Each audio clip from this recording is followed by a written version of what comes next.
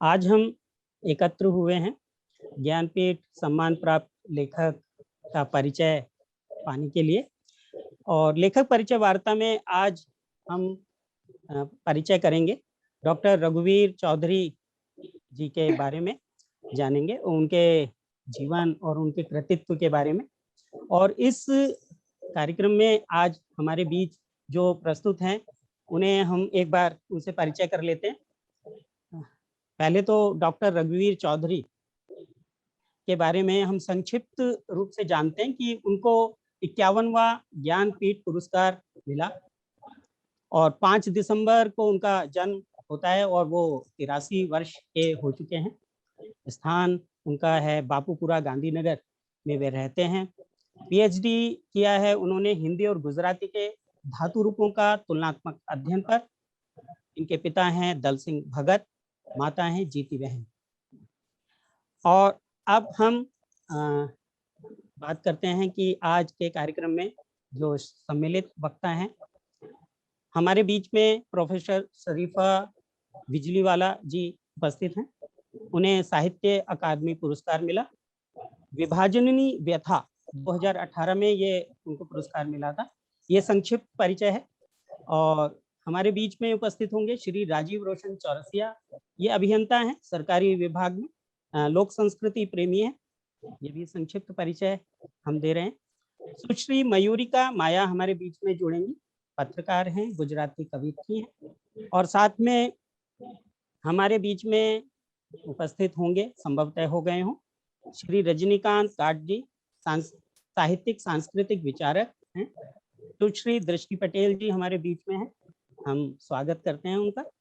वे साहित्यकार हैं और पुत्री हैं रघुवीर चौधरी जी की। और हमारे बीच में एक हिंदी लेखक भी जुड़ेंगे, श्री राकेश कुमार मौर्य राही। हमें उनका इंतजार रहेगा।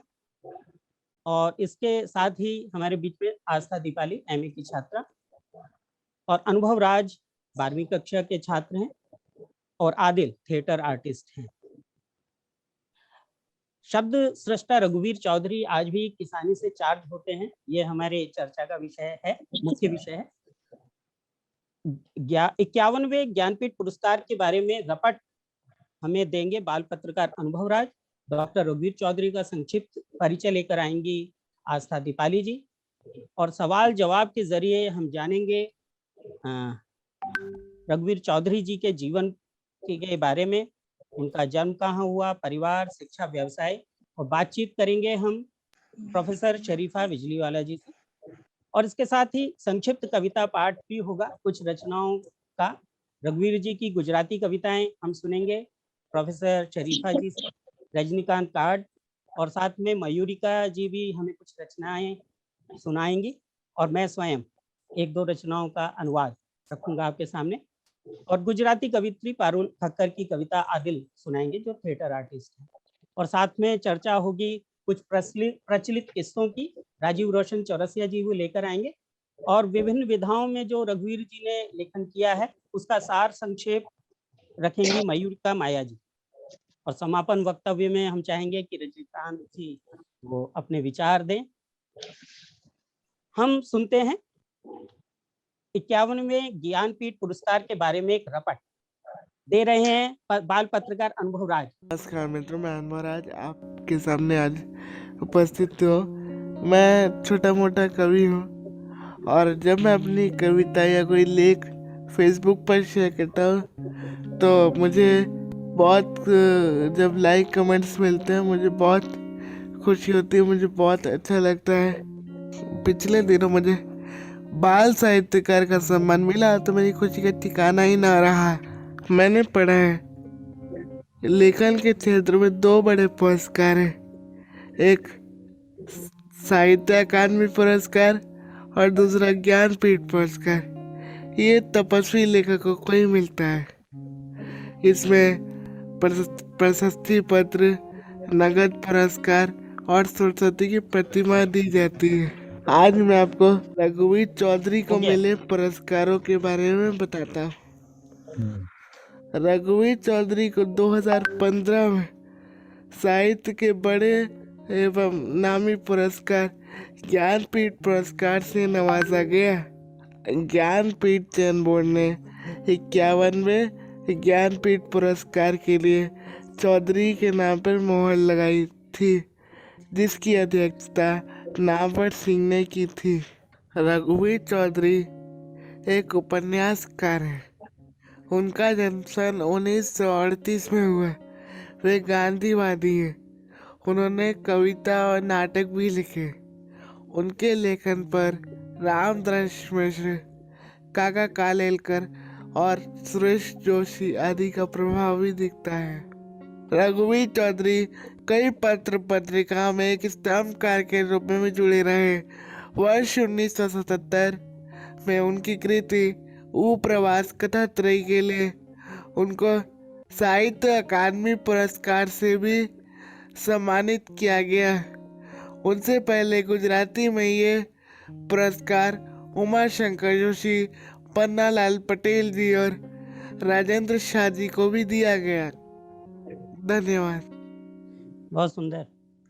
इन्होंने रिसर्च किया और जाना और ये एक रपट तैयार की। और अब हम जानते हैं रघुवीर चौधरी जी का संक्षिप्त रघुवीर जीवन परिचय। चौधरी। रघुवीर चौधरी भारत के एक उपन्यासकार, कवि और आलोचक हैं। उन्होंने संदेश, जन्मभूमि, परीक्षणक और दिव्य भास्कर जैसे कई समाचार पत्रों के लिए एक स्तंभकार के रूप में भी काम किया है। वह 1998 में अपनी सेवानिवृत्ति तक गुजरात विश्वविद्यालय में शिक्षक थे। उनका सबसे महत्वपूर्ण योगदान गुजराती भाषा में रहा है, लेकिन उन्होंने हिंदी में भी लेख लिखे हैं। उन्हें 1977 में उनके उपन्यास उपरवास कथात्रयी के लिए साहित्य अकादमी पुरस्कार मिला। उन्हें 2015 में भारत का सर्वोच्च साहित्यिक पुरस्कार ज्ञानपीठ पुरस्कार भी मिला। 2019 में उन्हें गुजरात विश्वविद्यालय द्वारा डीलिट से सम्मानित किया गया। रघुवीर चौधरी का जन्म 5 दिसंबर 1938 को गुजरात के गांधीनगर के पास बापूपुरा गांव में दल सिंह और जीवबेन, एक धार्मिक किसान दंपत्ति के घर हुआ था। वह अंजना चौधरी परिवार से थे। उन्होंने गुजरात के मनसा में प्राथमिक और माध्यमिक शिक्षा पूरी की। उन्होंने 1960 में बीए और 1962 में गुजरात विश्वविद्यालय से हिंदी भाषा और साहित्य में एमए किया। 1979 में चौधरी ने उसी विश्वविद्यालय में हिंदी और गुजराती मौखिक जड़ों के तुलनात्मक अध्ययन के लिए पीएचडी भी प्राप्त की। उन्होंने नवनिर्माण आंदोलन में भाग लिया और 1970 के दशक में आपातकाल का विरोध किया। उन्होंने उपन्यास, कविता, नाटक और साहित्यिक आलोचना सहित 80 से अधिक पुस्तकें लिखी हैं। वह मुख्य रूप से गुजराती में लिखते हैं, लेकिन कभी कभी हिंदी में भी लिखते हैं। उपन्यास। उनका उपन्यास अमृता अस्तित्ववाद की अवधारणा की पड़ताल करता है। उन्होंने ऐतिहासिक उपन्यास भी लिखे हैं, जैसे रुद्रमहाल्या, सोमतीर्थ, सहवास और अंतरवास आदि। उनके अन्य उपन्यासों में रेणुवत्सला, पूर्वरंग, लग्नी, न्याया विना छोटा पड़वुन और एक दाग आगल बेद दाग पाछल आदि शामिल हैं। नाटक। उनका त्रिजो पुरुष गुजराती लेखक चंद्रवदन मेहता के जीवन पर आधारित है। सिकंदर सानी एक ऐतिहासिक नाटक है, जबकि डीम लाइट एक नुक्कड़ नाटक है। शायरी। तमसा एक संकलन है जो भावनाओं पर बुद्धि के विचार की पड़ताल करता है। 1985 में प्रकाशित एक अन्य काव्य संग्रह वाहेता वृक्ष पवनमा है। अन्य काम। आकस्मिक स्पर्श और गैर समाज लघु कथाओं के संग्रह हैं। उनके चरित्र रेखा चित्रों का संग्रह सहरानी भव्यता और तिलक करे रघुवीर के रूप में प्रकाशित हुआ है। सहरानी भव्यता उमाशंकर जोशी, जयंती दलाल, सुंदरम, यशवंत शुक्ला, प्रवीण जोशी, रावजी पटेल और कई अन्य जैसे 25 प्रतिष्ठित साहित्यकारों के रेखाचित्र देती है। उन्होंने संदेश, दिव्य भास्कर, जन्मभूमि और परीक्षा जैसे कई क्षेत्रीय और राष्ट्रीय दैनिक पत्रिकाओं में कॉलम लिखे। आजीविका। चौधरी 1977 में गुजरात विश्वविद्यालय में भाषा स्कूल में शामिल हुए और 1998 में एक प्रोफेसर और हिंदी विभाग के प्रमुख के रूप में सेवानिवृत्त हुए। उन्होंने 1998 से 2002 तक साहित्य अकादमी की कार्यकारी परिषद के लिए कार्य किया। वे भारतीय प्रेस परिषद के सदस्य थे। 2002 से 2004 तक और 25वें भारतीय फिल्म समारोह के जूरी सदस्य के रूप में भी उनकी नियुक्ति की गई थी। सेवानिवृत्ति के बाद वे बापूपुरा लौट आए और कृषि गतिविधियों को शुरू किया। वह 2001 में गुजराती साहित्य परिषद के अध्यक्ष थे और आज ये संस्था अपनी शब्द सृष्टि पत्रिका के संपादकीय के कारण चर्चा में आई हुई है।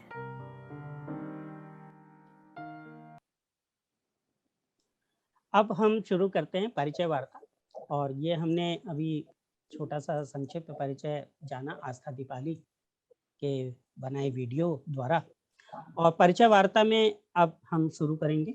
कुछ सवालों के जरिए उनके जीवन पर हम प्रकाश डालेंगे और जानेंगे रघुवीर चौधरी जी का जीवन किस तरह से रहा। तो हमारे बीच में प्रोफेसर शरीफा जी हैं और मयूरिका जी और रजनीकांत जी हमसे जुड़ेंगे।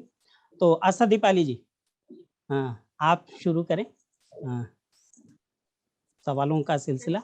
और जी, मेरा पहला प्रश्न है शरीफा मैम से कि रघुवीर जी ने लेखन की शुरुआत गुजराती में कविता से की थी, लेकिन उन्हें नवकथा लेखन से यश मिला। तो उनके लेखन पर किस तरह का प्रभाव हमें देखने को मिलता है? मैं प्रभाव की बात करने से पहले एक जो परिचय में गलती है वो पहले मैं सुधार करना चाहती हूँ। जी जरूर। शब्द सृष्टि जो मैगजीन है जिसमें विवादास्पद जो स्टेटमेंट हुए वो गुजराती साहित्य परिषद की मैगजीन पत्रिका नहीं है। रघुवीर भाई साहित्य परिषद से जुड़े हुए हैं और उसकी जो पत्रिका है उसका नाम परब है, जिसमें कोई विवादास्पद कविता या बयान नहीं हुआ है। ये जो शब्द सृष्टि है वो सरकारी अकादमी जो गुजरात अकादमी की पत्रिका है और उसमें ये विवाद हुआ जिसके साथ रघुवीर भाई को कोई लेना देना नहीं है, न तो उस संस्था के साथ न उस पत्रिका के साथ।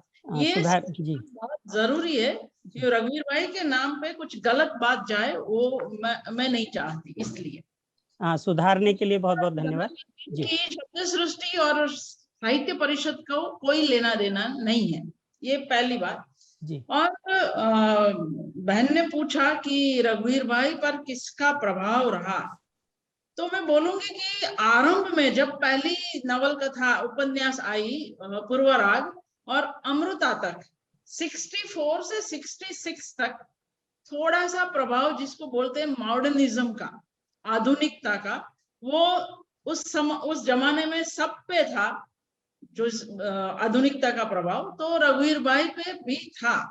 लेकिन रघुवीर भाई की जो कविताएं है, जो उपन्यास है, जो नाटक है, उस पर ये प्रभाव बहुत कम समय तक 3 या 4 साल तक रहा।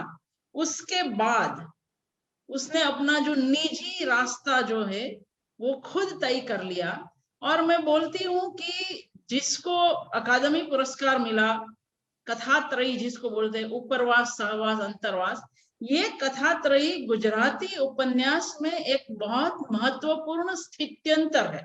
यहाँ से गुजराती उपन्यास अपना रास्ता बदलता है। रघुवीर भाई खुद रास्ता बदलते हैं, जिसको बोलते हैं कि अपना रास्ता चुन लेते हैं, अभी कोई प्रभाव नहीं है उस पर, और गुजराती उपन्यास खुद अपना रास्ता यहाँ से बदलता है।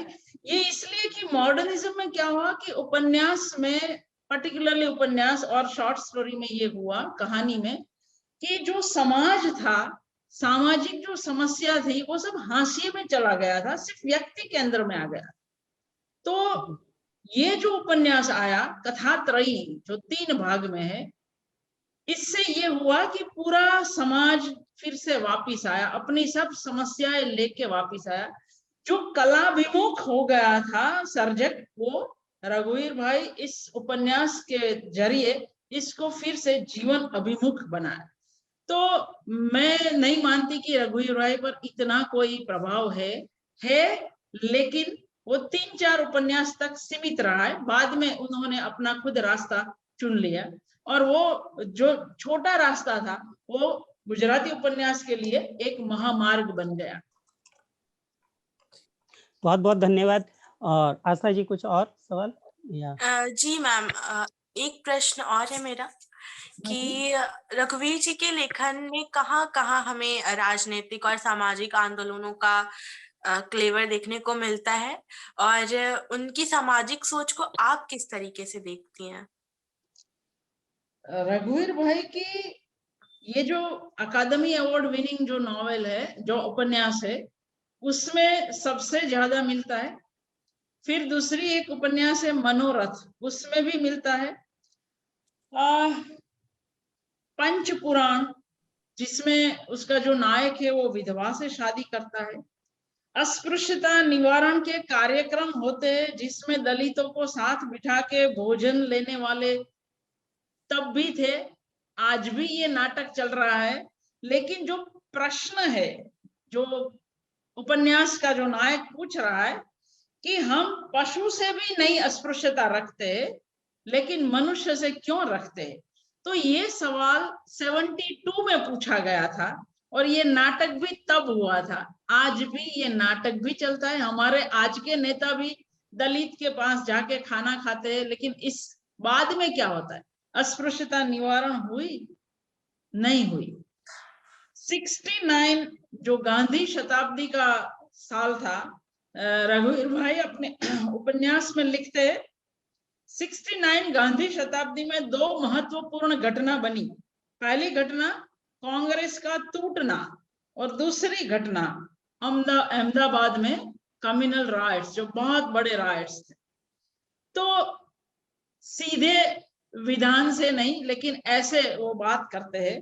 मनोरथ में, मनोरथ उसके उनका उपन्यास है, उसमें वो अनामत नीति के बारे में बोलते हैं, और काचा सूत्रने तातने, जो भी उनका बहुत ही अच्छा उपन्यास है, उसमें कश्मीर समस्या के बारे में उन्होंने अपना खुद का मत प्रकट किया है।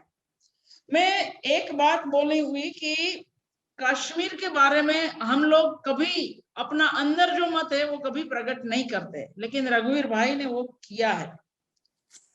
85-86 का जो एटमॉस्फेयर गुजरात में था, जब अनामत आंदोलन चल रहे थे, तब उन्होंने लिखा है मनोरथ में कि अगर आपको पूरे समाज की गुणवत्ता में सुधार लाना है, तो आपको अनामत नीति चालू रखनी पड़ेगी, और उसका असरकारक अमल हो वो भी आपको देखना पड़ेगा। ये कहने की हिम्मत बहुत ही कम साहित्यकार करते हैं, बहुत ही कम। रघुवीर भाई ये भी लिखते हैं कि जो राज्य सत्ता प्रजा के बीच फूट पाड़े और बाद में अपने शासन करे, तो उसका अंत क्या होगा, वो भी वो बात करते हैं। वो बोलते हैं कि रथ यात्रा, गुजरात की रथ यात्रा को डर मुस्लिमों की ओर से नहीं है, लेकिन राज्य आश्रित जो गुंडे हैं उनकी ओर से ये डर है। तो ये सब बातें वो कर सकते हैं। राइटर क्या करता है कि अब जो खुद को बोलना है वो कैरेक्टर के मुंह में डाल देगा, पात्र के मुंह में, तो अपने पर कुछ नहीं होगा। मनोरथ की जो प्रस्तावना है, जो उपोद्घात है, रघुवीर चौधरी ने उसमें अपनी बात लिखी है, तो खुद रिस्पॉन्सिबिलिटी लेने के लिए तैयार है कि हाँ मैं ये मानता हूँ। ये हिम्मत बहुत ही कम लोग करते हैं, जो रघुवीर भाई ने की है। बहुत सुंदर, और आपने बहुत सुंदर जवाब दिया, और इसी से पता चलता है कि लेखक का अंदरूनी व्यक्तित्व कैसा है, जो उनके लेखन में किरदारों के माध्यम से व्यक्त होता है, और मुझे लगता है आस्था जी को जवाब मिला होगा। और आस्था, मुझे एक बात आपको ये भी बतानी है कि जो ये जो कथात्रयी है, जो उपन्यास जिसको दिल्ली अकादमी का अवार्ड मिला, उसमें पूरे भारत को आप देख पाओगी कैसे धीरे धीरे पॉलिटिकल और सोशल दोनों जो सिनारिया है जो बदलता गया, वो आप इसमें से देख पाओ अगर आप पढ़ेंगी तो, और इसका हिंदी मिल रहा है तो आप पढ़ पाओगे। जी जी जी मैम, बहुत बहुत शुक्रिया मैम। Thank you. और हम आगे बढ़ें पर रघुवीर जी के जीवन पर और जानकारी लें। शब्द सृष्टा रघुवीर जी किसानी से जुड़े हैं, हम ये सब जानते हैं, जैसा परिचय में हमने जाना भी, और वे आज भी खेती करते हैं। ये वास्तविकता क्या है इसे जानते हैं। जिज्ञासा तब अधिक बढ़ जाती है जब साहित्य क्षेत्र के शिखर पुरुष की किसानी जैसे श्रमसाध्य क्षेत्र में भी नियमितता दिखाई देती है, और ये बात आराम पसंद शोधार्थियों के दांतों तले उंगली दबाने के मौके बनाती है। तो हम वास्तविकता आज जान सकते हैं। हमारे बीच में दृष्टि जी हैं, उनकी दृष्टि क्या है उससे पहले सुनते हैं एक गीत, फिर हम दृष्टि जी से बात करेंगे। और ये गीत जो लिखा है शादाब आलम का है, किस्सा किसी किसान का। बातचीत रोचक होगी, इससे सुनते हैं।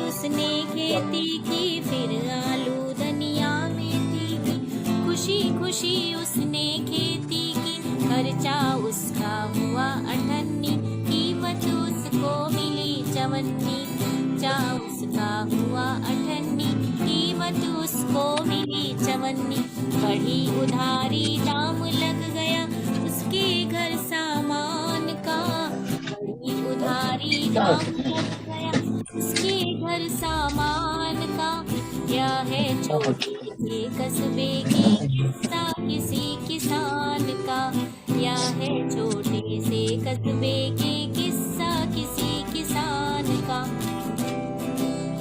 रोज मशक्कत करता था वह, रोज मशक्कत करता था वह, 2 रोटी पे मरता था वह, खेत बहुत ही थोड़ा सा था, ने जोड़ा ना था, एक बहुत ही थोड़ा सा था, कुछ भी उसने जोड़ा ना था, खामोशी से जीता था वह, बंदा हिंदुस्तान का, खामोशी से जीता था वह, बंदा हिंदुस्तान का, यह है छोटे से कस्बे के किस्सा किसी किसान का, यह है छोटे से कस्बे के किस्सा किसी किसान का, किस्सा किसी किसान का। ये गीत गाया था डॉक्टर ममता पाठक ने, और ये गिटार बजाया था उनके बच्चे विशु ने, जो 8वीं कक्षा में पढ़ता है, और कविता थी शादाब आलम की। तो मैं इससे पहले ये बात मैं पूछ रहा हूँ दृष्टि पटेल जी से कि वास्तविकता क्या है। दृष्टि जी। हाँ, वैसे मुझे ऐसे वीडियो से तो सम्मिलित नहीं होना था इस कार्यक्रम में, लेकिन जी, आपने आमंत्रण दिया ही है तो मैं बस 2 वाक्य में समाप्ति करना चाहूंगी कि जी। हाँ, पिताजी आज भी खेती से जुड़े हैं और आज अभी 2 खेतों में, एक में आलू और हाँ, हाँ। एक में गेहूं की खेती की है। अब जी। देखते हैं, अठन्नी लगाई है, चवन्नी भी मिलती है क्या? तो बरसों से जैसे सेवानिवृत्त हुए तब से खेती में हाँ, सक्रिय हुए हैं और बहुत लगाव है उनको अपने जी, दोनों खेतों से। जितना अपने बच्चों से है उतना ही लगाव अपने खेतों से है उनको। धन्यवाद। आज ये आपने जी। कार्यक्रम प्रस्तुत किया तो हमारे हाँ, परिवार की ओर से मैं आपको धन्यवाद देना चाहूंगी और राजीव फाउंडेशन को भी। शुक्रिया। ये हमें गिफ्ट था। उनको आना नहीं था लेकिन आमंत्रण उन्होंने ठुकराया भी नहीं। अ, तो अब मैं शरीफा मैम जी से एक सवाल रखता हूँ। मुख्य रूप से खेती से जुड़ा आम व्यक्ति अ, बाजार ये था। हाँ, मुख्य रूप से खेती से जुड़ा आम व्यक्ति बाजार के प्रति क्या भाव रखता है? क्या सोचता है? क्या उसके मन में बाजार के प्रति संतोष का भाव रहता है? पर्टिकुलरली खेती से जुड़ने वाले व्यक्ति को तो कोई संतोष नहीं है, वो हम देख रहे हैं, काफी सालों से देख रहे हैं, वरना इतने सारे जो सुसाइडल केस जो खेत से जुड़े हुए लोग के वो नहीं होते। ये जो 1 साल से जो आंदोलन चल रहा था वो भी नहीं होता अगर जो इतना संतोष होता तो। और दृष्टिबेन ने बोला कि अठन्नी डाली है, चवन्नी भी मिलेगी या नहीं, वो बहुत सच्ची बात है हाँ, कि जो खेती में जो डालता है उसको उसका वापिस नहीं मिलता है। और जो असंतोष है वो इस सीमा पर है कि हम लोग 1 साल से वो देख रहे हैं, वो सिर्फ कानून के खिलाफ नहीं है, सालों से उसके अंदर जो पड़ा है वो असंतोष निकल रहा है। तो बाजार से हम लोग से सबसे उनको पूरा असंतोष है कि वो जो बोता है वो बीच में जो जिसको हम बिचौलिए बोलते हैं वो लोग को मिलता है। कृषि वाले सीधे हमारे पास आए, जो खरीदने वाले के पास, ऐसी कोई मार्केट, ऐसी कोई जगह हम लोग दे ही नहीं पाए, इतने साल में भी नहीं दे पाए।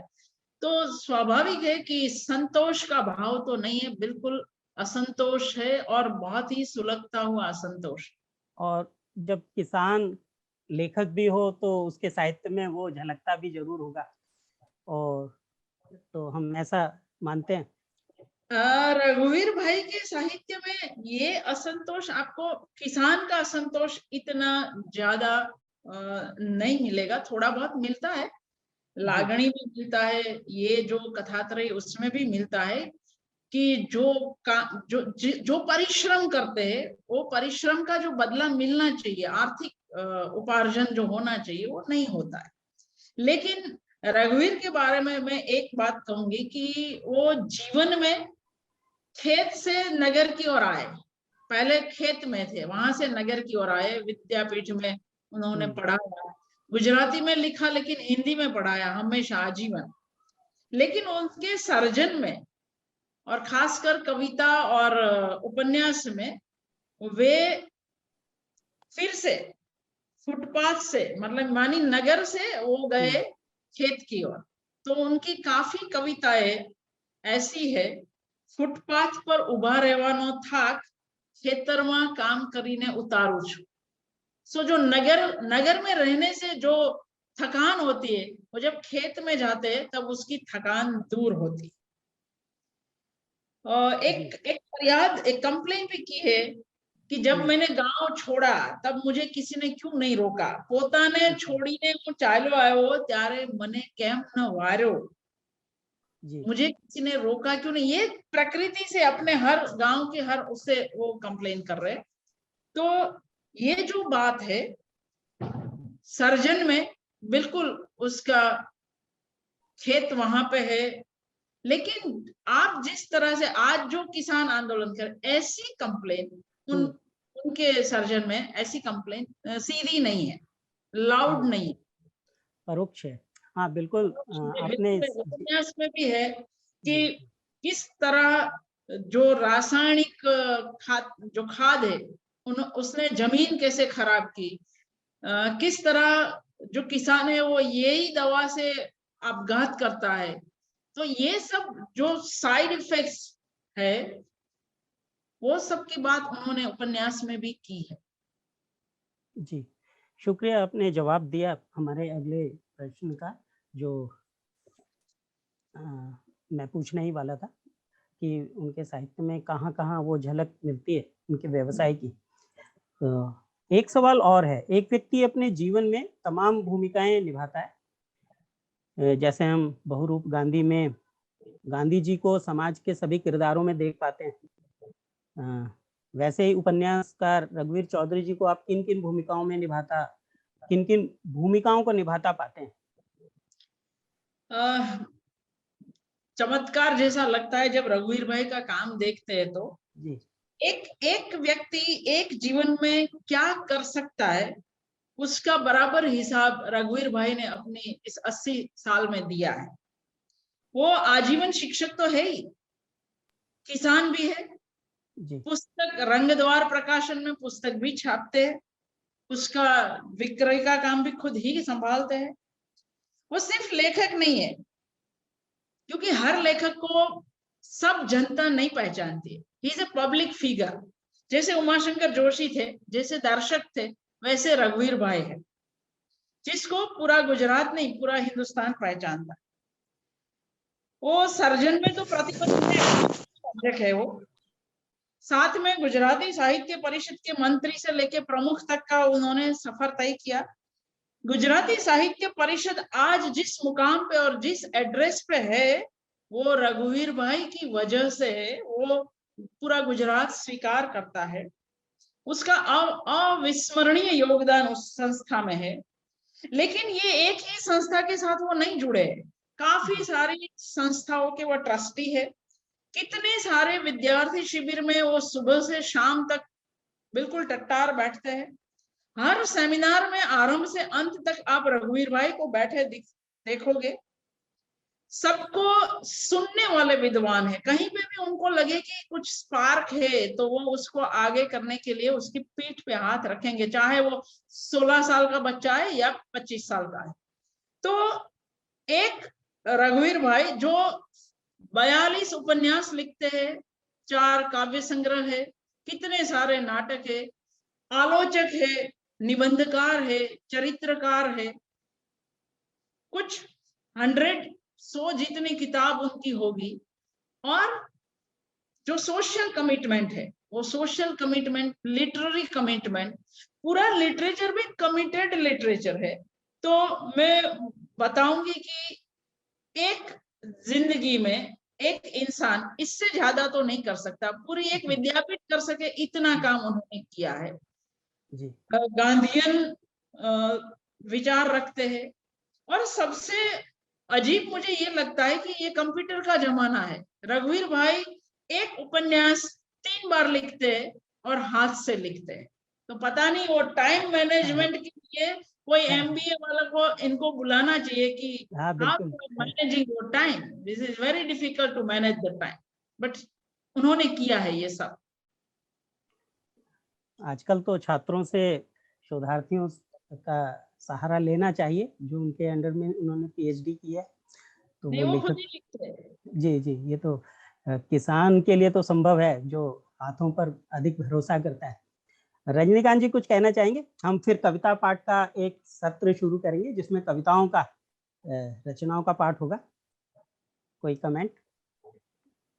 अभी कविता पाठ ही करते हैं जी। जो रस का माध्यम बना है उसी को चालू रखते हैं, बात उसी पे चालू रखते हैं। तो हम कविता पाठ के इस छोटे से सत्र में रघुवीर जी की कविताएं सुनेंगे गुजराती में और हिंदी में। और गुजराती में हमारे बीच में पहले हम शुरू करेंगे प्रोफेसर शरीफा मैम से ही, और फिर रजनीकांत जी भी एक कविता पढ़ेंगे, और फिर मयूरिका मैम अगर जुड़ी होंगी तो उनसे भी सुनेंगे। मुझे दिखाई नहीं दे रही मयूरिका जी भी जुड़ी हैं या नहीं। और फिर अन्य कुछ अनुदित रचनाएं और एक आध कविता और। तो हम शुरू करते हैं। शरीफा मैम, कोई एक कविता हमें। आज आपने कृषि काम का बहुत महात्मा ही किया, इसलिए मैं वही कविता उनकी पढ़ूंगी। फुटपाथ અને શેઢો। हिंदी भाषी को अगर शेडो वर्ड नहीं पता है तो खेत की जो बाउंड्री होती है उसको शेडो बोलते हैं। फुटपाथ हम सबको पता है, मेड़। अब लेकिन मैं पढ़ूंगी पूरी गुजराती में। जी जी, स्वागत है। फुटपाथ पर उभा રહેવાનો થાક ખેતરમાં કામ કરીને ઉતારું છું। આ શેડે છાંયો શ્વાસને ભરી દેતો, સામે જમતો મોરિયો આંખને ઠારતો, નીકની માટી હથેળી માની। અહીં ધૂણીના ધખારે ફૂટપાથે ઓગળતા બરફ પાસે ઉભો છું। સમય પત્રક મુજબની આગલી બસ પસાર થઈ જાય છે ભરચક। કોઈ મોડી પડેલી બસ પોરો ખાવા ઊભી રહે છે। લોકલ તો લોકલ, ચડી જાઉં છું છેલ્લી ઘડીએ। આવકારવા રાજી નથી લાગતી કોઈ જગ્યા, બેસી જાઉં છું અડસટ્ટે કે ઊભો રહું છું પીઠ ફેરવીને વારા ફરતી। કોઈકને જરૂર લાગે છે મુસાફરમાંથી માણસ થઈને વાત કરવાની।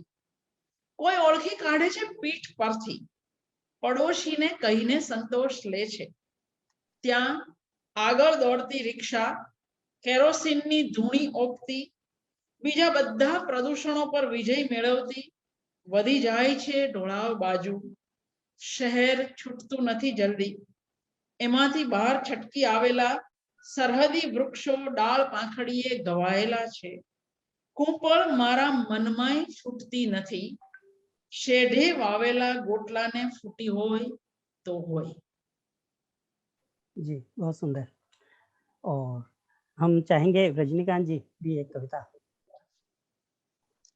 हमें। धन्यवाद प्रतुल जी। जी।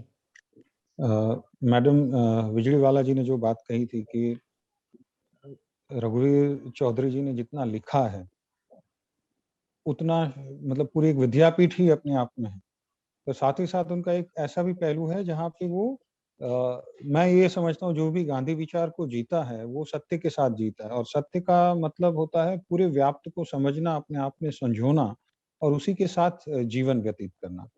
तो उसी में उनका एक पारिवारिक पहलू भी है, मैडम को जरूर ख्यात होगा।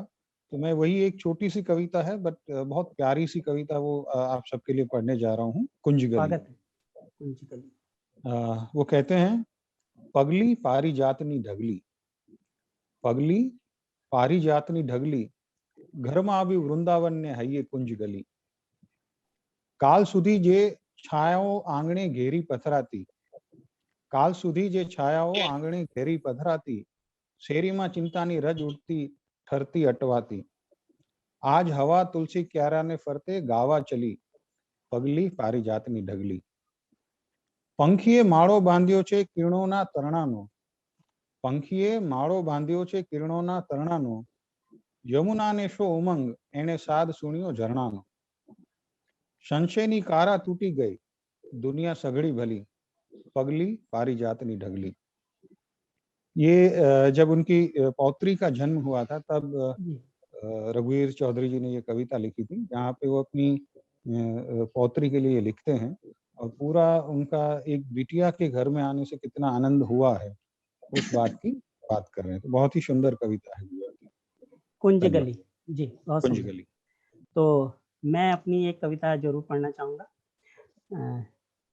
मैंने पहले गुजराती में उसको समझने के लिए हिंदी उसका किया और समझा और उसे अपने शब्दों में ढाला, क्योंकि मैं उसको जब तक गाने योग्य नहीं बना लेता तब तक उसका आनंद नहीं आता। तो मैंने उनकी एक कविता हमारा चालू रहा प्रवास, वो मैं सुनाने जा रहा हूँ। तो इसका अर्थ भी मैंने पूरा जब समझ लिया तभी इसका अनुवाद किया। हाँ, असुरो चालू रहो मवास, असुरो चालू रहो मवास, हमारा चालू रहा प्रवास। इसमें एक दो शब्द जोड़े हैं, वो गीत की जरूरत है, अर्थ वही है जो गुजराती कविता का है। हमारा चालू रहा प्रवास, स्वेद ने गिना जिसे विश्राम, थकन ने माना कुछ आराम, अरे वह तो था बस आभास, हमारा चालू रहा प्रवास। लिया लीलावन तुमको साथ, या मृग जल भी तेरे हाथ, कान में कहती चलती हवा, फूल में नहीं रही है बास, हमारा चालू रहा प्रवास, करी जिन पद चिन्हों में खोज, परिश्रम कितना कितनी मौज, लौट घर को जाते कितने, टेकता घुटने जब विश्वास, हमारा चालू रहा प्रवास। ये कविता को इस तरह से भी देख सकते हैं। हाँ, तो जो लिखा है वो भी समझ में आएगा कि अनुवाद सही है या उसमें सुधार की गुंजाइश है। असरो चालू रहो मवास, हमारा चालू रहा प्रवास, स्वेद ने गिना जिसे विश्राम, थकन ने माना कुछ आराम, अरे वह तो था बस आभास, हमारा चालू रहा प्रवास। तो ये कविता थी। और एक कविता और मैं सुनाना चाहूंगा, बनारस कविता है। तो ये अलग गीत की है, ये अलग इसकी रिदम है। जगह जगह घाट अनोखा बनारस, जगह जगह घाट अनोखा बनारस, अंतःकरण में तैर रहा युगों से बनारस, अनोखा बनारस। बहे वायु वेग जगे सूर्य तेग, धरा अभ्र नीर की शाश्वत है वारस, अनोखा बनारस। यहाँ विश्वनाथ अभय भाव रहो, जैसे रहे लोह संग दिव्य पारस, अनोखा बनारस। यहाँ विश्वनाथ अभय भाव रहो, जैसे रहे लोह संग दिव्य पारस, अनोखा बनारस। होए तेज मंदी समा जाए नंदी, शुरू होए जलसा खत्म होए फारस, अनोखा बनारस, अनोखा बनारस। रागी विरागी लगे नित्य मेला, रागी विरागी लगे नित्य मेला, सुकन्या की पायल झंकृत सुधारस, अनोखा बनारस, अनोखा बनारस। पंख फैलाओ अविचल हो जाओ, काशी है प्राकृत काशी है सारस, अनोखा बनारस, अनोखा बनारस। ये कविता थी।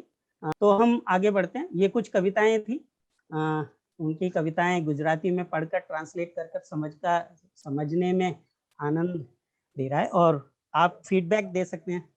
शरीफा मैम से तो चाहेंगे कि कैसा था पाठ।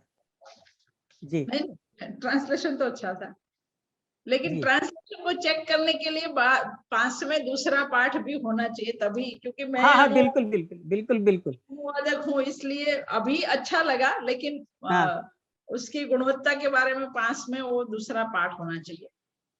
मैं रघुवीर भाई के बारे में 2-3 बात करके फिर मैंने आपको बोला था मुझे निकलना पड़ेगा। जी जी बिल्कुल। तो रघुवीर भाई के बारे में बता सकते हैं कि वो प्रकृति और संस्कृति के बीच में, गांव और शहर के बीच में, कोदाड़ी और कलम के बीच में, गांधी मार्क्स या अस्तित्ववादी चिंतकों के बीच में बिल्कुल संतुलन कर सकते हैं। सबको एक भाव से वो चाह सकते हैं। ये रघुवीर चौधरी हमारी गुजराती भाषा में लिखने वाले एक बहुत बहुश्रुत भारतीय सर्जक है। ये कितने बहुश्रुत है उसका 2-3 नमूना देके बाद में मैं आपसे क्षमा चाहूंगी, मैं निकलूंगी। जी। अमृता जो नवल का उपन्यास है उसका अनिकेत है वो जीवनानंद दास की वनलता से पढ़ता है। उदयन जो है वो अस्तित्ववादी चिंतकों की बातें करता है। अच्छा। उपरवास का जो लवजी है वो कालिदास, और वो कितने सारे कवि की पंक्तियां लिखता है पत्रों में। अपने भाई के साथ वो साम्यवाद, समाजवाद, मार्क्स, गांधी, नेहरू, लोहिया की चर्चा करता है। काचा सूत्र ने तातने जो उपन्यास है उसमें जो पात्र है वो कश्मीर समस्या के बारे में बैठ के बात करते हैं। और ये यही पात्र है जो कपास के संकरण और गेहूं के नए बीज की भी बातें करते हैं। हरित या श्वेत क्रांति की भी बात करते हैं। भारतीय राजनीति, समाजकारण, भारतीय संस्कृति और सर्व क्षेत्रीय मूल्यह्रास के बारे में भी ये पात्र बात करते हैं। तो मैं मानती हूँ कि आपके चरित्र जब ये सब बातें कब कर सकते हैं, जब आप इतने बहुश्रुत है, तभी आप इतने नक्कर स्टेटमेंट कर सकते हैं। तो रघुवीर चौधरी के बारे में मैं बोलूंगी कि आपने पूरी निस्बत के साथ कला की मापदंड पर खरे उतरते हुए ये पूरा काम, साहित्यिक काम आपने किया है। आप जैसा सर्जक हमारे बीच में विद्यमान है आज, उसका हमें आनंद भी है और गर्व भी है। मुझे इसमें निमंत्रित करने के लिए मैं तहे दिल से शुक्रगुजार हूँ और मैं अभी आपसे विदा लेती हूँ, क्योंकि अभी 1 मिनट हम जो हमारे सीईओ साहब हैं संस्था के, मैं उनको आमंत्रित करता हूँ आभार व्यक्त करने के लिए। विजय महाजन सर। शरीफा बहन, आपकी उपस्थिति से तो इस प्रोग्राम में 4 चांद लग गए, क्योंकि नहीं तो हम लोग रघुवीर जी को बहुत इनडायरेक्टली ही समझ पाते। आप तो बहुत घनिष्ठता से उन्हें समझा भी रही हैं और लगता है कि आपने उनका बहुत अध्ययन भी किया है और शायद जानती भी हैं। बहुत बहुत धन्यवाद। और अगर हुआ तो हम लोग बाद में और फॉलो अप करके इस प्रोग्राम को और भी बेहतर बनाने में आपका सहयोग लेंगे। बहुत बहुत धन्यवाद। बिल्कुल, थैंक यू। धन्यवाद शरीफा मैम। और हम कार्यक्रम को आगे बढ़ाते हैं। रचना पाठ के बाद अब हम आगे बढ़ते हैं और एक कविता पारुल खक्कर की सुनते हैं और फिर इस पर कुछ बातचीत, फिर कार्यक्रम कथा प्रसंगों की ओर चलेगा। आदिल। नमस्कार, मेरा नाम आदिल है। सबसे पहले मैं राजीव गांधी फाउंडेशन का शुक्रिया अदा करना चाहता हूं, जिन्होंने मुझे मौका दिया। मैं आपके बीच पारुल खक्कर जी की एक कविता पढ़ने जा रहा हूं, जिसका नाम है शववाहिनी गंगा। एक साथ सब मुर्दे बोले सब कुछ चंगा चंगा, एक साथ सब मुर्दे बोले सब कुछ चंगा चंगा, साहिब तुम्हारे राम राज में शववाहिनी गंगा। खत्म हुए शमशान तुम्हारे खत्म कास्ट की बोरी, खत्म हुए शमशान तुम्हारे खत्म कास्ट की बोरी, थके हमारे कंधे सारे आंखें रह गई कोरी। दर दर जाकर यमदूत खेले मौत का नाच बेढंगा, साहिब तुम्हारे राम राज में शववाहिनी गंगा, साहिब तुम्हारे राम राज में शववाहिनी गंगा। नित्य लगाकर जलती चिताएं राहत मांगे पल भर, नित्य लगाकर जलती चिताएं राहत मांगे पल भर, नित्य लगाकर टूटे चूड़ियां कुटती छाती घर घर। देख लपटों को फिडल बजाते वाहरे बिल्ला रंगा, देख लपटों को फिडल बजाते वाहरे बिल्ला रंगा, साहिब तुम्हारे राम राज में शववाहिनी गंगा, साहिब तुम्हारे राम राज में शववाहिनी गंगा। साहिब तुम्हारे दिव्य वस्त्र दैदिप्य तुम्हारी ज्योति, साहिब तुम्हारे दिव्य वस्त्र दैदिप्य तुम्हारी ज्योति, काश असलियत लोग समझते हो तुम पत्थर ना मोती, काश असलियत लोग समझते हो तुम पत्थर ना मोती। हो हिम्मत तो आके बोलो मेरा साहिब नंगा, हो हिम्मत तो आके बोलो मेरा साहिब नंगा, साहिब तुम्हारे राम राज में शववाहिनी गंगा, साहिब तुम्हारे राम राज में शववाहिनी गंगा। धन्यवाद। हमने अभी पारुल खक्कर जी की कविता सुनी, उस पर टिप्पणी क्या है? टिप्पणी कोई भी कर सकता है। गुजराती लेखकों के समसामयिक विषय आज कौन से हैं? वे किन विषयों से आज आंदोलन? मैं इस पे थोड़ी बात कर सकता हूँ अगर जी, मेरी स्वागत है। शववाहिनी गंगा जो कविता है, मूल रूप से पहले ये गुजराती में लिखी गई थी जी, और फिर उसका ट्रांसलेशन हिंदी में हुआ कि साहेब तारा राम राज मां शववाहिनी गंगा। जो सेकंड वेव में हमने जिस तरह से लोगों को खोया है, वो एक ऐसा मंजर था जब हर किसी के दिल में दर्द था, कोई बयां नहीं कर पा रहा था और उस दर्द को पिक्चर मिला, यानी कि जो हम देख सकते वो आंखें मिली कहाँ पर, जब वो हमने गंगा के तट पर कई शवों को देखा, उनके ऊपर लगी हुई रामनामी को देखा, तो कई दिलों में इसको गुजराती में हम कहते हैं हृदय द्रवी उठा। दैट मीन्स कि दिल दहल गए। तो उस समय उस भावना को हमने आंखों से देखा जरूर, पर उसको शब्द दिए थे पारुल खक्कर जी ने और उसी के बाद ये कविता उन्होंने लिखी। और ये कविता उस समय इतनी हम इसको ऐसे नहीं कह सकते कि सिर्फ फेमस हुई, बट ये कविता उतनी दिलों को छू लिया कि ये पूरे हिंदुस्तान में ये कविता गाई जाने लगी। और ये सही रूप में किस प्रकार से कोरोना के सेकंड वेव के टाइम में लोगों को पीड़ा झेलनी पड़ी, कैसे अपने परिवार वालों को खोया, वो उसमें बयां किया। आमतौर पे जो मेरी समझ है साहित्य के विद्यार्थी के रूप में, ये मैंने देखा है कि लिटरेचर जो है it is something less than life और समथिंग मोर देन लाइफ। तो वो जो लाइफ है उसको कहीं ना कहीं बयां करता है। तो वही पूरी उस दर्द की भावना को, सच्चाइयों को, उस समय की कठिनाइयों को पारुल कक्कड़ जी ने अपनी कविता में बयां किया है। धन्यवाद। जब ये कविता पढ़ी जाती है तो ऐसा लगता है जैसे पहला श्लोक जो फूटा था वाल्मीकि के मुंह से, मानुषाद प्रतिष्ठाम त्वम गमा शाश्वती समा, तो ये क्रोंच मिथुना देख मवधि काम मोहितम, इस तरह का कुछ श्लोक था जो कविता, पहली कविता, पहला श्लोक समझी जाती है। तो दर्द से कविता उपजना तो कविता ही कहा जाता है। तो ये सच है, ये प्रतिक्रिया जरूर थी, लेकिन कविता असली वही होती है जो दर्द से निकली हो, हृदय विदारक दृश्य को देखकर पैदा हुई, तो वो स्वाभाविक कविता मानी जाएगी। दिल से जो उभरी भावनाएं उनको शब्दों पे पिराना कविता हाँ, बन जाए। जी, हम आगे बढ़ते हैं, इस पर आप भी चिंतन करिएगा।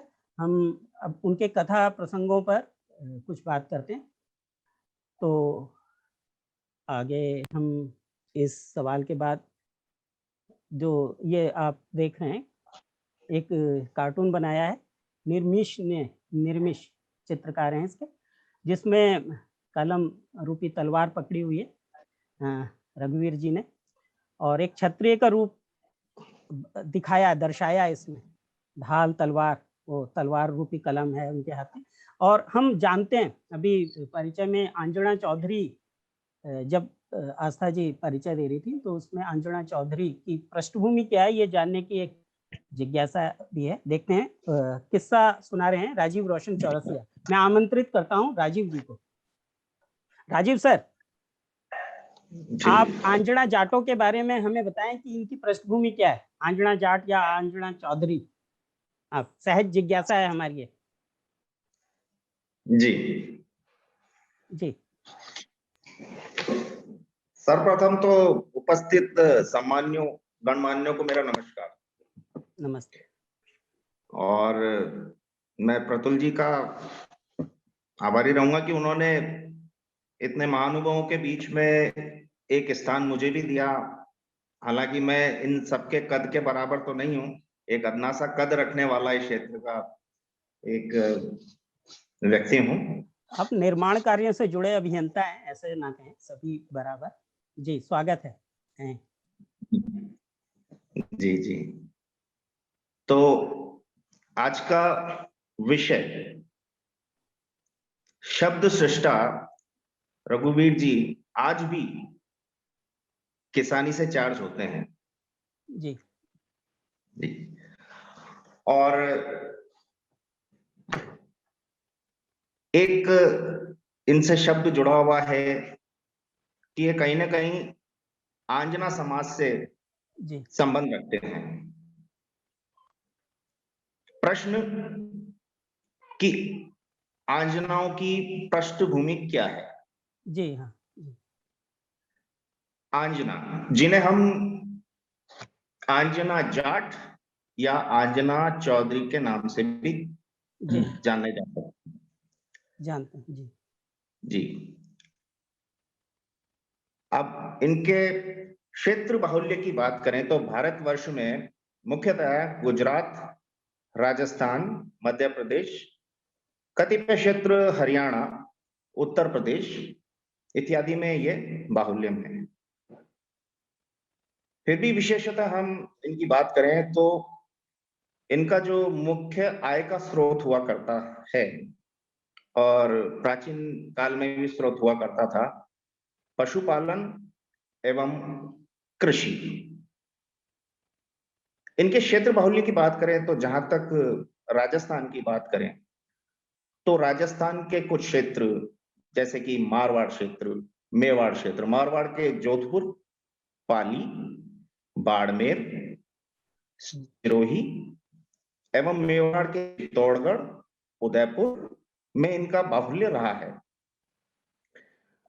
इसी प्रकार इनसे लगे सीमावर्ती, समीपवर्ती जो क्षेत्र रहे, मध्य प्रदेश के कुछ क्षेत्र रहे हैं, गुजरात के जो क्षेत्र रहे हैं, इनके बाहुल्य में बनासकांठा, साबरकांठा, महसाणा, गांधीनगर, ये सब क्षेत्र, आंजनाओं के बाहुल्य में रहे।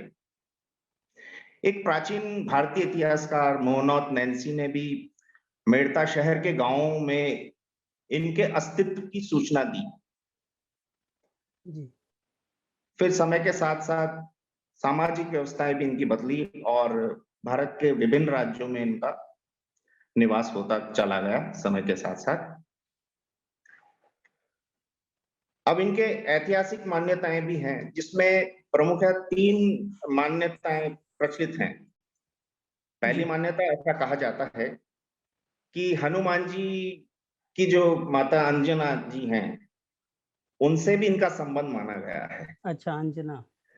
दूसरी मान्यता के अनुसार इनका संबंध जो रहा वो एक वीरभद्र क्षत्रिय राजा हुआ करते थे, उनसे भी रहा।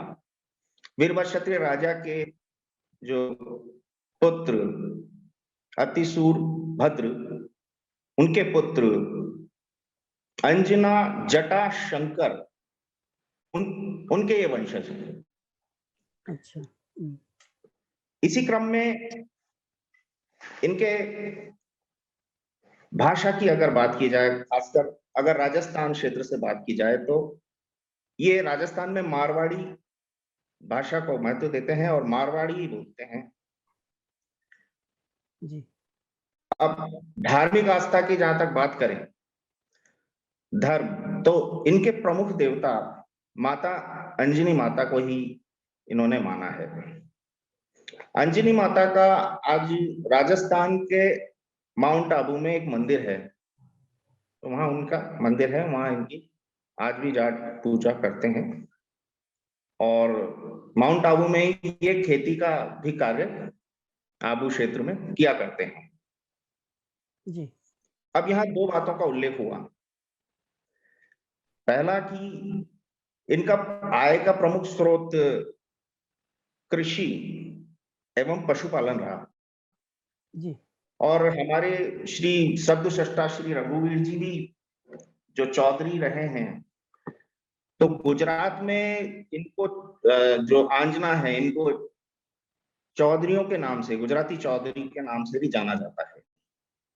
तो इसी संदर्भ में अगर रघुवीर जी की बात की जाए, तो ये इस बात का सांकेतिक प्रमाण है कि रघुवीर जी चौधरी जी जो हैं वो आंजना समाज से आते हैं।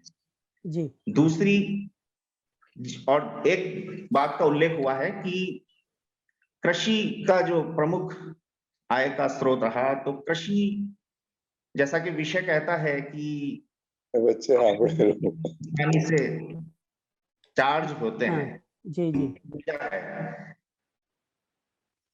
तो कहीं ना कहीं मूलतः वो किसान कृषक परिवार से रहे निश्चित तौर पे। जी। जी। और आगे उन्होंने लेखन, नवल कथाकार के रूप में और कहीं अध्यापक के रूप में उन्होंने कार्य किया, ज्ञानपीठ पुरस्कार प्राप्त किया। तो जो ऐतिहासिक व्याख्या है उसमें तो कृषि आई सही, और आज भी वो कृषि के साथ संबंधित हैं। तो ये 2 बातें उनसे सांकेतिक प्रमाण मिल जाता है। जी। जी। तो इसी के क्रम में अब जैसे 3 कथाओं का हमने जो किया, उसमें सबसे रोचक जो एक प्रचलित कथा है वो श्री देवेंद्र पटेल जी हैं, उनके द्वारा एक पुस्तक में इनका भी जिक्र आता है, प्रमाण मिलता है। वो परशुराम जी जो कि एक ऋषि और एक ब्राह्मण थे, इन्होंने परशुराम जी ने भीष्म पितामह एवं कर्ण को धनुर्विद्या सिखाई। जी हाँ। और इन्होंने 21 बार पृथ्वी को क्षत्रियों से विहीन कर दिया। जी हाँ। फिर अंततः इन्होंने देखा कि क्षत्रिय अभी एक राजा हैं शस्त्र अर्जुन नाम के, और उनके 100 पुत्र हैं। तो उन्होंने उनको भी उनका संहार करने के लिए, उनको मारने के लिए फिर उन्होंने शस्त्र उठाया और बर्छा उठाया और फिर उनके 100 पुत्रों में से 92 पुत्रों को उन्होंने मार दिया। फिर जो 8 पुत्र थे वो भयभीत होकर के और वो वहां से पलायन कर गए, भाग गए और माता अर्बुदा की शरण में चले गए और वहां जो उनके मंदिर में जाकर के वो गए। जी। परशुराम जी को ज्ञात हुआ तो वे बड़े क्रोधित हुए और अपने फरसे के साथ उनको मारने की तैयारी करने लगे। जब वे 8 ये जान गए कि अब हमें असुरक्षा का भाव उनमें आ गया कि तो फिर उन्होंने माता से प्रार्थना की कि हे माता, हमारे प्राणों की रक्षा कीजिए। उन्होंने प्रार्थना की, माता प्रकट हुई। माता ने कहा माता प्रकट हुई एक, और उन्होंने आत्मसमर्पण भाव से उनसे प्रार्थना की। तो माता प्रकट हुई और परशुराम जी को बोला कि ये 8 तो अजनबी है। अच्छा। इन्होंने मेरे समक्ष आत्मसमर्पण कर दिया है, जी। मैं इन्हें मरने नहीं दूंगी। अच्छा अच्छा। मैं इन्हें मरने नहीं दूंगी। जी। परशुराम जी ने कहा, क्रोधित थे, आज ये 8 हैं, भविष्य में 80 भी होंगे। अच्छा। जब ये भविष्य में 80 होंगे तो ये मेरे विरुद्ध युद्ध की तैयारी करेंगे, उसका क्या? अच्छा। माता ने कहा, ये मेरी शरण में आए, इन्होंने मेरे समक्ष आत्मसमर्पण किया है, मैं विश्वास दिलाती हूं कि ये आपके समक्ष हथियार नहीं उठाएंगे, ये आज से कृषि का कार्य करें। अच्छा। इतना सुनने के बाद परशुराम जी शांत हुए और परशुराम जी वहां से चले गए। जी, बहुत मजेदार कहानी। जी। उसके बाद 8 पुत्र माता के सामने नतमस्तक होकर शरण में उनकी खड़े रहे और आगे के मार्गदर्शन के लिए माता से विनती करने लगे कि हमें आगे का मार्गदर्शन दीजिए। माता ने कहा कि आज से तुम खेती कृषि का कार्य करोगे और आज से तुम आंजना कहलाओगे। जी जी। तो फिर उसके बाद एक माता का आशीर्वचन हुआ। माता का आशीर्वचन क्या हुआ होगा कि आगे बढ़ आंजना, तेरा न छोड़ू साथ तनिक, कि आगे बढ़ आंजना, तेरा न छोड़ू साथ तनिक, बड़े मन से बांटना, बड़े मन से बांटना, तेरे घर रहे घी दूध अधिक। ये कविता तो ये है। उनका एक। अच्छा, बहुत सुंदर। और उसके बाद फिर उन्होंने अपना ये कार्य कृषि का शुरू कर दिया ऐसी मान्यता के अनुसार, और भारतवर्ष के विभिन्न लगभग 9 राज्यों में इनका समाज बढ़ता चला गया और ये कृषि के कार्य में, पशुपालन में, दूध क्रय के जो कार्य उनमें ज्यादा रहे और भारत के विभिन्न क्षेत्रों में इन्होंने समाज का गठन किया, एक महासभा का गठन किया जिसका मुख्य कार्यालय आंजना महासभा जो है उनका मुख्य कार्यालय राजस्थान के जो है माउंट आबू में स्थित है। अच्छा। तो उसके बाद ही आंजनाओं का जो अस्तित्व बढ़ता चला गया। जी, ये पृष्ठभूमि लगभग इस तरह से इनकी बहुत सुंदर। जी जी, आपने बहुत सुंदर और रोचक तरीके से अपनी कहानी साझा करी। और क्या मान्यताएं हैं आंजना लोगों के प्रति, इसमें हमारे बीच में और भी उनके परिवार के लोग भी हैं। प्रतुल जी, हाँ रजनीकांत जी, 1 मिनट का धन्यवाद राजीव रोशन जी, धन्यवाद। हम जानते हैं आगे। रजनीकांत, माफ करना मैं बीच में बोल रहा हूँ। नहीं। पर मैंने ये कास्ट के ओरिजिन के ऊपर काफी कुछ समझने की कोशिश करी थी, तो उसके बारे में 1 आध मिनट बात करना चाहूंगा, क्योंकि हमारे कई साथी विद्यार्थीगण हैं जो इसको देख रहे हैं, तो सामाजिक चीजों को भी समझ रहे हैं और इसका एक रघुवीर जी के साथ जुड़ाव भी है। जी जरूर।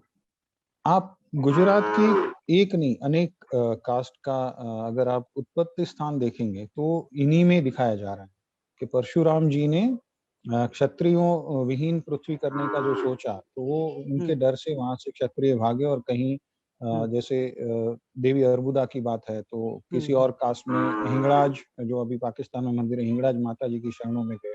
तो ऐसी कहानियां हैं। तो मैं इसको समझने के लिए जो इन सारी चीजों को जो बही खाता लिखते हैं उनको कहते हैं गुजरात में बारोट। जी। तो बारोट एक कम्युनिटी है, जैसे हमारे लिए हमारा खेत है, तो उनके लिए एक कास्ट का व्यक्ति या एक ढांचा जो है वो उसका खेत है, क्योंकि उसको वहां से वो बही खाता लिखता है। जैसे मेरे घर बेटे का जन्म होगा तो वो अपनी बही खाते में उसका नाम लिखता है कि कहाँ से पूर्वज आए, तो ये बही खातों में है।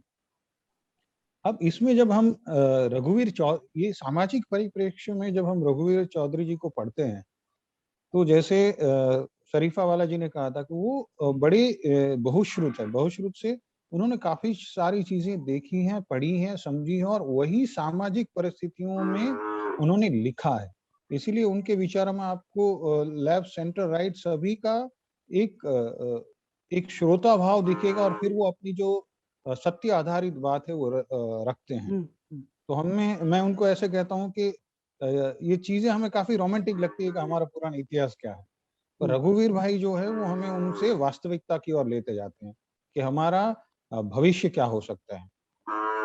तो ये हमें उनके मुझे लगा कि मुझे ये बात यहाँ रखनी चाहिए कि आज हम वास्तविकता की ओर लेते जाए, और इसीलिए आज उनका जो आंजना समाज है वो उत्तर गुजरात में काफी सक्षम वर्ग है और आज के रूप में वो विदेशों में भी काफी हैं, क्योंकि वो वास्तविकता, शिक्षा, नए विचार उसकी ओर बढ़ रहा है। ये बात बहुत जरूरी थी, और क्योंकि ग्लोबलाइजेशन हो रहा है तो बहुत सारी चीजें वैसी नहीं रह गई है जैसे हम समझते आ रहे हैं और मान्यताएं में दिखाई देते हैं। राजीव रोशन जी ने केवल मान्यताओं की बात करी, क्योंकि किस्सा गोई करनी थी, हमें एक पक्ष दिखाना था आंजना चौधरी से जुड़ी हुई मान्यताओं का। तो क्योंकि वो रोचकता और वो जिज्ञासा सहज बनती है जब शब्द उठते हैं परिचय में, सुनाई देते हैं ये आंजना कौन होता है। हमने सोचा कि किसी माँ का नाम है या, तो इस दृष्टि से आमंत्रित किया था राजीव रोशन जी का, उस पर थोड़ा स्वाध्याय था। फिर हम आगे समापन वक्तव्य की ओर बढ़ते हैं। मैं चाहूँगा कि रजनीकांत जी इसका समापन करें। हाँ, आज का सत्र परिचय की दृष्टि से कैसा रहा रजनीकांत जी? धन्यवाद आपके ये मौका मुझे देने के लिए। मेरे हिसाब से आज का परिचय सत्र काफी अच्छा रहा। हम रघुवीर भाई साहब को इतने बड़े उपन्यासकार को आप या मैं बात करते उसके बजाय शरीफा जी बिजलीवाला जी खुद रही, जो खुद भी अवार्ड विनर लेखिका हैं और हमारे वर्तमान साहित्य गुजरात साहित्य जगत में बहुत बड़ा नाम, वो खुद उपस्थित रही, तो उन्होंने करीब करीब हर पहलू के ऊपर बात करी है। तो रघुवीर चौधरी जी एक ऐसे उपन्यासकार हैं, उपन्यासकार, लेखक, नाट्यकार, कविताएं गुजराती में, हिंदी में, शिक्षक। तो शरीफा जी ने सही कहा था कि अपने आप में एक विद्यापीठ है रघुवीर चौधरी जी। मैं उनको इस तरह से देखता हूँ कि अंग्रेजी साहित्य में एक कविता है जो मैंने खुद भी साहित्यिक विद्यार्थी के रूप में पढ़ी, कि love song of J Alfred Prufrock, T S. Eliot का है। उसमें 2 लाइन है, let us go you and I when the evening is spread out against the sky like a patient etherized on the table, यानी कि चलो चले हम और तुम जब शाम प्रसरी हो आकाश पर जैसे एक बीमार टेबल पर। तो वो जो पहली लाइन है वहां तक वो रोमांटिसिज्म था। सारी लेखनी जो थी अंग्रेजी साहित्य की रोमांटिसिज्म थी। जैसी दूसरी लाइन आती है, कैसी शाम जैसे एक बीमार टेबल पर पड़ा है, क्योंकि उस समय तक इंग्लैंड की शामें ऐसी हो चुकी थी। उसी तरह रघुवीर भाई साहब जी ने जितना भी गुजराती साहित्य है उसकी नवल कथाओं को हमारे यहाँ पे चला, कभी एक अच्छा माहौल आया जब गांधी जी के नेतृत्व में सुधार युग चला, जब सभी लेखक सुधार की बातें कर रहे थे। तो उसी में से उसके बाद रघुवीर भाई साहब जी ने एक नया हमें आयाम दिया, जो 3 नॉवेल है उनके थ्रू, और वो शुरू हुआ मॉडर्निज्म। तो इसीलिए मैं इसको यहाँ पे कंपेयर करता हूँ। टी.एस. इलियट ने कविताओं से मॉडर्निज्म की शुरुआत करी और रघुवीर जी चौधरी ने वास्तविकता जो है समाज की, उसके ऊपर चर्चा करते हुए हमें एक नई पूरी तरह से गुजराती नॉवेल का एक नया प्रवाह शुरू किया। तो इस तरह से और फिर उन्होंने सब कुछ लिखा। तो मैं यही समझता हूँ कि जो भी ऊर्जा कहाँ से आती है, जो भी सत्य को समझता है, उसके पास अनगिनत ऊर्जा का भंडार रहता है। वो लिखता भी है, सोचता भी है, जी। समझता भी है, और सिर्फ एक ही विधा में नहीं, उनके पास अनेक विधाएं होती हैं और वो हमेशा अपनी जमीन से जुड़ा रहता है। तो वो लेखक है, साहित्यकार है, नाट्यकार है, सब कुछ है। पर आज भी जैसा आप देखेंगे कि वो एक किसान भी है, और आज भी इस उम्र में भी इतनी बुजुर्ग होने के बाद भी आज वो एक्टिव और किसानी एक्टिवली कर रहे हैं। और वो उनके लेखन में वो चीजें झलकती हैं, परिवार के प्रति भावनाएं, समाज के प्रति भावनाएं। तो जैसे किसान अपने खेत में बीज बोता है, रघुवीर चौधरी जी वैसे ही हमारे समाज में विचारों का बीज बोते हैं, और उस आधार से गुजरात के समाज की नवीन रचनाएं बनती जा रही हैं। यही हमारी समझ है। जी, बहुत सुंदर शब्दों में समापन किया। शुक्रिया, आभार सभी का। धर्मेश्वरी जी, इंदिरा जी, रजनीकांत जी, सभी का आभार। और एक नए सत्र के साथ हम फिर उपस्थित होंगे। तब तक के लिए विदा, नमस्ते।